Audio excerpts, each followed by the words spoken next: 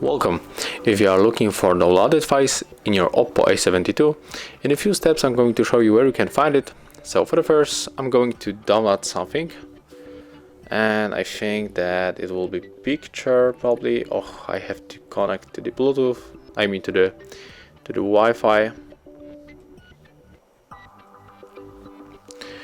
And let's type here, maybe we can take the photo of the Justin Timberlake, go for the images, maybe this one, click hold, click and hold, and what is this? Why we cannot download it?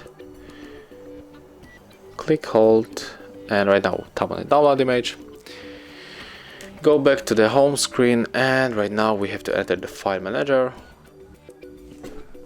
click OK, click allow, and right now just tap on the downloads. And as you can see right here, we got the picture that we take from the Google Chrome.